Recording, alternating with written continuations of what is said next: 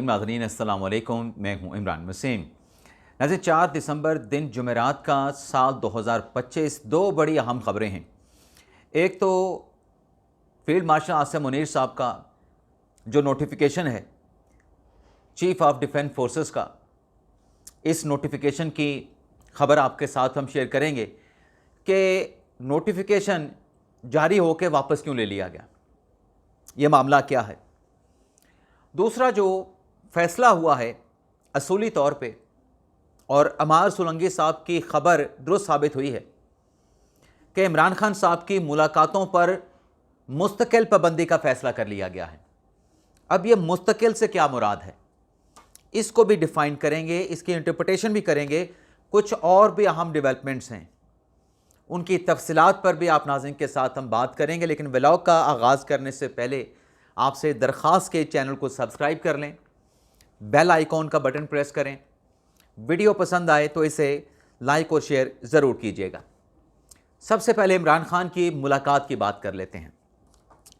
नाज़रीन, आज सोहेल अफरीदी साहब जो कि नेशनल फिनांस कमीशन के इजलास में शिरकत के लिए आए हुए थे, उसके बाद वो अडयाला जेल गए, अडयाला जेल के बाहर गए खान साहब से मुलाकात करने के लिए। ना सोहेल अफरीदी की ना तहरीक इंसाफ के किसी और रहनुमा की मुलाकात हो सके। 9वीं मरतबा सोहेल अफरीदी गए थे, लेकिन 9वीं मरतबा उनकी ये मुलाकात नहीं करवाई गई। उसकी एक वजह है जो आगे चल के मैं बयान करूंगा। लेकिन इस मुलाकात में आप ये देखें कि जो दावा किया गया था कि बड़े लोग अडयाला जेल के बाहर इकट्ठे होंगे, 30 से 40 अफराद से ज़्यादा वहाँ पे पाकिस्तान तहरीक इंसाफ के नहीं थे। कितने? 30 से 40। और फिर वहीं पे जो अफरीदी साहब के अपने तर्जुमान हैं शफी जान साहब, उन्होंने कहा कि 7 दिसंबर को हमारी मुलाकात तो नहीं हुई, पेशावर में हमने जलसा रखा है, आइंदा के लाहे अमल का हम उसमें ऐलान करेंगे।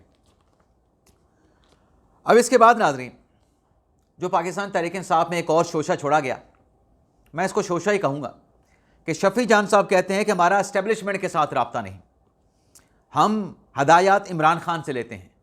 अब किसी इदारे के साथ रब्ते का मतलब ये तो नहीं कि आपने वहाँ से हदायत लेनी है। अब शफी जान साहब जो बात कर रहे हैं कि कोई रब्ता नहीं, दूसरी तरफ बैरिस्टर सैफ साहब क्या बात कर रहे हैं, वो कह रहे हैं, एतराफ़ कर रहे हैं कि मेरे एस्टेब्लिशमेंट के साथ अच्छे ताल्लुकात हैं। ये पाकिस्तान तहरीक इंसाफ में सबको मालूम है, इमरान खान को भी मालूम है।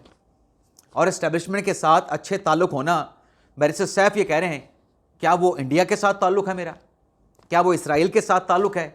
बल्कि वो ये भी कह रहे थे कि एस्टेब्लिशमेंट के साथ ताल्लुकात होने चाहिए। पाकिस्तान में जो सियासत है वो एस्टेब्लिशमेंट के साथ राब्तों के बगैर नहीं हो सकती। अब अफरीदी साहब वापस आ चुके हैं, और उनकी वापसी के बाद आज दो वज़रा ने, एक तारड़ साहब ने, बड़े तारड़ साहब ने, आज़म तारड़ साहब ने, और छोटे तारड़ साहब जनाब अता तारड़ साहब ने मुश्तरका प्रेस कॉन्फ्रेंस की है। अब उस प्रेस कॉन्फ्रेंस में उन्होंने वाज़े तौर पे बता दिया कि जो मुलाकातें जिस तरीके से ये करना चाहते हैं, ये मुलाकातें अब इमरान खान के साथ नहीं होंगी। इमरान खान से मुलाकात कानून के मुताबिक ये बताया गया कि उनकी वेल बीइंग के हवाले से, उनकी देखभाल के हवाले से हो सकती हैं कानून के मुताबिक। दूसरा, उन्होंने कहा कि वकील जाएगा तो वो सिर्फ अपना केस डिस्कस करेगा, उसके अलावा कोई पैगामात या पैगाम रसानी सियासी गुफ्तगू नहीं होगी। उसकी कुछ उन्होंने मिसालें भी पेश की कि 2019 में जब इमरान खान साहब वज़ीर आज़म थे तो नवाज शरीफ की मुलाकातों पर पाबंदी लगा दी गई, शहबाज शरीफ को गिरफ़्तार किया गया। शहबाज शरीफ और नवाज शरीफ को गोके कानून इजाज़त देता था, एक साथ एक जेल में नहीं रखा गया। और फिर उन्होंने ये भी कहा कि हमें नवाज शरीफ से मुलाकात करने के लिए, आज़म तारड़ साहब ने कहा कि मैं वकील था नवाज शरीफ का, शहबाज शरीफ का, अमजद परवेज़ वकील थे, लेकिन हमें मुलाकात के लिए लाहौर हाई कोर्ट से रिजू करना पड़ा, और लाहौर हाई कोर्ट में हमें ये गारंटी देना पड़ी, हमें ये यकीन दहानी कराना पड़ी कि जो भी मुलाकात होगी नवाज शरीफ के साथ, उस पर मीडिया पे, पब्लिक पे कोई बात नहीं होगी। तो तारड़ साहब क्या कह रहे थे कि हमारे दौर में इमरान खान के साथ जब वो वज़ीर आज़म थे, हम जब मुलाकात करने के लिए नवाज शरीफ या शरीफ बरदरान के पास जाते थे, कोई मीडिया टॉक हम नहीं करते थे, ना बता के जाते थे कि हम मुलाकात करने के लिए आ रहे हैं, ना मुलाकात के बाद आके मीडिया को बताते थे कि हमारी नवाज शरीफ के साथ ये बात हुई है।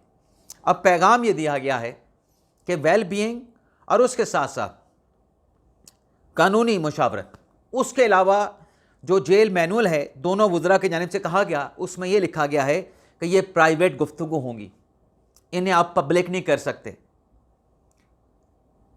और साथ में एक और चीज़ का भी ऐलान कर दिया गया कि अब अडयाला जेल के बाहर पंजाब हुकूमत जो है, पंजाब पुलिस जो है, वो वहाँ पे सियासी ड्रामा, सियासी एहतजाज करने की इजाज़त नहीं देगी। अब कानून के मुताबिक एक्शन भी लिया जाएगा। तो ये तो मुलाकात के हवाले से खबर हो गई। अब आ जाते हैं नोटिफिकेशन की खबर पे। पहले तो नाज़रीन आपको बता दें कि नोटिफिकेशन है क्या। जो चीफ ऑफ डिफेंस फोर्सेस का जो नोटिफिकेशन है वो दरअसल है क्या। एक तो नाज़रीन 27वीं आईनी तरमीम में यह बात क्लैरिटी के साथ लिखी गई है, आप खुद भी पढ़ सकते हैं। वो तरमीम सोशल मीडिया पे मौजूद होगी, जिसमें यह लिखा गया है कि जो चीफ ऑफ डिफेंस फोर्सेस का जो मनसब है, ये मनसब और आर्मी चीफ, ये दोनों एक साथ चलेंगे। दोनों, दोबारा क्लैरिटी के लिए, दोनों एक साथ चलेंगे। ये नहीं हो सकता कि पहले अगर आर्मी चीफ अपॉइंट है और अब आपने commander of chief of defence forces की तैनाती करनी है, तो ये ऐसे नहीं होगा कि आर्मी चीफ का ओहदा, अब मैं जैसे उंगली लेके चलो इसको ऐसे कर लेता हूँ, ये आर्मी चीफ है।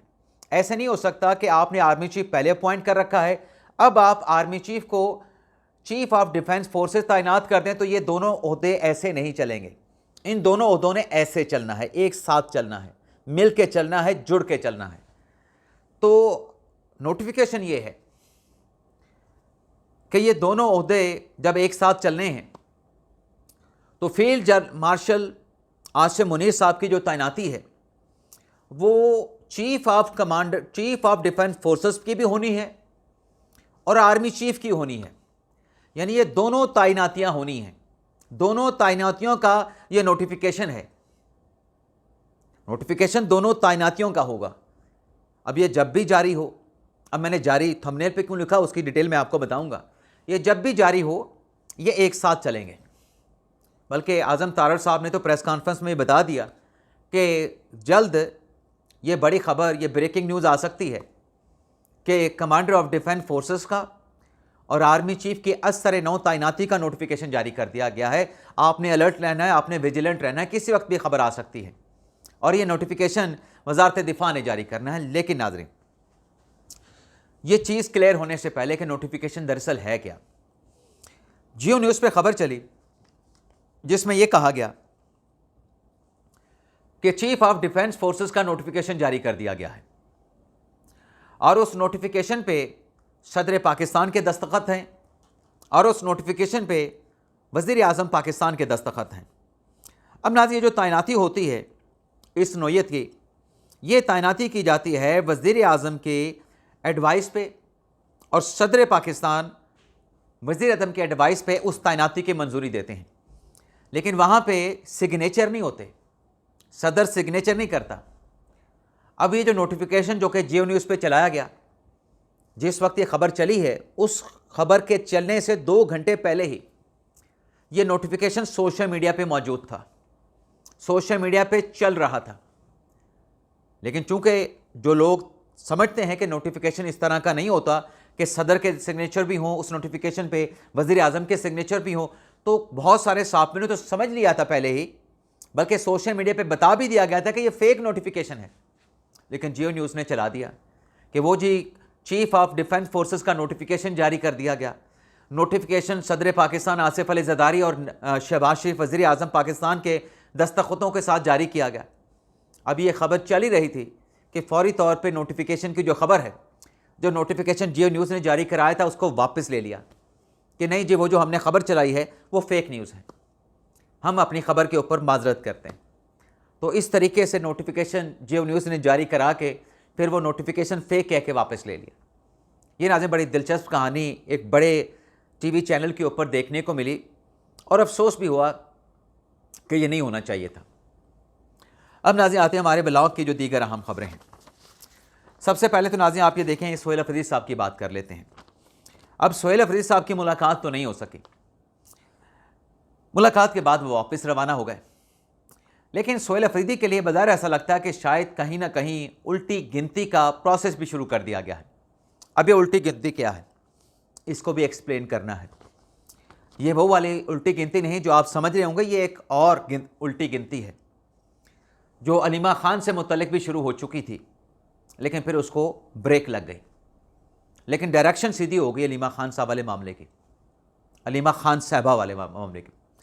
अब अफरीदी साहब के ख़िलाफ़ वही मुकदमा है सोहेल अफरीदी के ख़िलाफ़ जो अलीमा खान के ख़िलाफ़ था 26 नवंबर के एहतजाज का।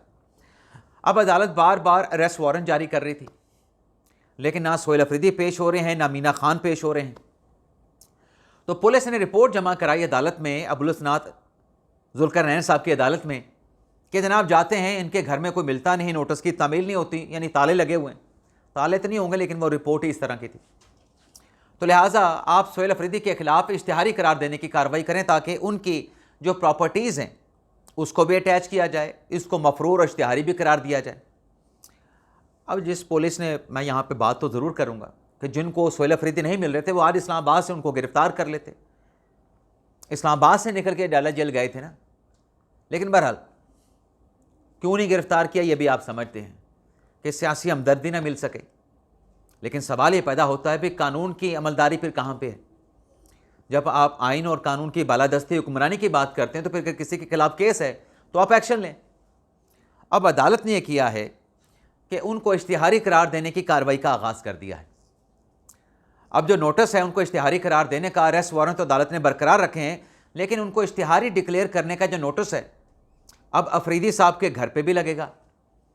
अफरीदी साहब के घर पे लगने के साथ साथ जो पेशावर की या उनके अपने आबाई शहर की जो दीवारें हैं, जो प्रोमिनेंट प्लेसेस हैं, वहाँ पर भी वो इश्तिहार लगाया जाएगा कि सोहेल अफरीदी साहब जो है वो इश्तिहारी हो गए, वो मिल नहीं रहे। जिसको पता चले बताए पुलिस को, इन्फॉर्म करे, इंटीमेट करे।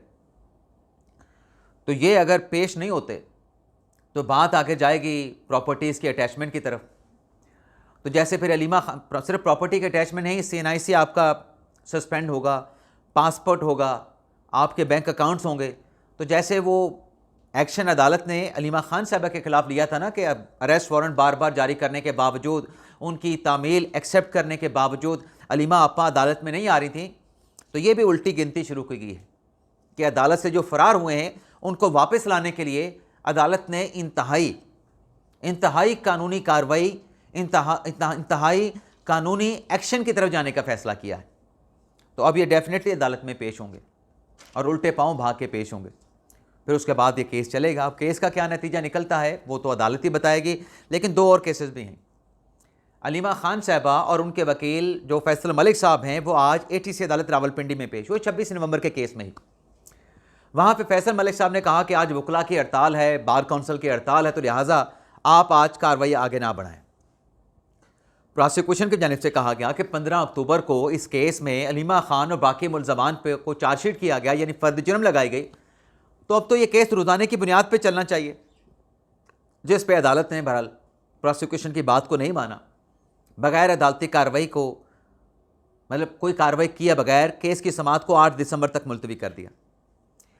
अब इस कार्रवाई में अलीमा खान साहब ने एक दरख्वास्त की कि हमने इमरान खान साहब को कुछ किताबें पहुँचानी है, तो हमें वो किताबें पहुँचाने की आप इजाज़त दे दें।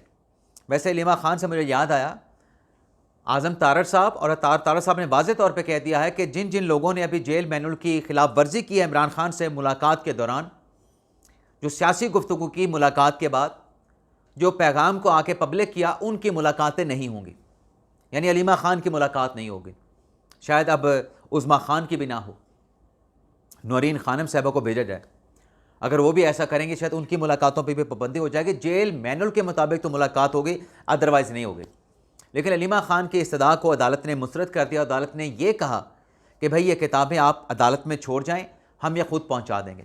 अब केस अलीमा खान का है और अलीमा खान इमरान खान की किताबें लेके अदालत में पहुंच गई हैं। भाई इमरान खान का तो केस ही नहीं था, आप वहाँ पे किताबें लेके कैसे पहुँच गई और क्यों पहुँच गई? लेकिन ज़ाहिर सी बात है कि हर फोरम को एक्सप्लोर करने की अटैम्प्ट की जाती है। इसके साथ साथ नाज़रीन, ईमान मिज़ारी और अली हादी चट्ठा, जिनकी तरफ से आज मरवत साहब, शेर अफजल मरवत साहब पेश हुए, नईम गुज्जर साहब पेश हुए, 3 दरख्वास्तें अदालत में फ़ाइल की गई। एक जी, गवाहों पे दोबारा जिरा की जाए, बरी किया जाए दोनों मुल्ज़मान को, स्टेट कौंसल की तैनाती गलत हुई है। अफजल मंजूका साहब ने तीनों मुतफरिक दरखास्तों पर समाअत की और समाअत करने के बाद मुस्तरद कर दिया और फिर ऑर्डर किया कि अब आप अदालत में आके अपना सेक्शन 342 का जो जवाब है वो जवाब जो है वो आप जमा करवाएं। एक मिनट नाज़रीन, अब मैंने जो खबर आपके साथ शेयर की उसमें डेवलपमेंट ये हुई है कि वज़ीर आज़म ने commander of chief of defence forces की जो समरी है वो सदर पाकिस्तान आसिफ अली ज़रदारी को मंजूरी के लिए भिजवा दी है। अब अल्लाह खैर करे, ये खबर भी जियो न्यूज़ चला रहा है। मैं जब रिकॉर्डिंग कर रहा था उसी वक्त खबर सामने आई है, तो पहली खबर तो उनकी बाउंस हो गई, लेकिन मैं रिलाय करूँगा एक्सप्रेस न्यूज़ पे, आमिर इलियास राना साहब पे, वो भी ये खबर चला रहे हैं। तो डेफिनेटली ये समरी जब गई है तो अगले चंद घंटों में इसकी अप्रूवल और नोटिफिकेशन भी सामने आ सकता है, यानी अब चंद घंटों की खेल बाकी रह गई है। बाकी ईमान मेज़ारी और अली हादी चट्टा की जो समाअत है वो कल तक मुलतवी कर दी गई है। कल अदालत हतमी दलाइल सुनने के बाद इस केस का फैसला करेगी।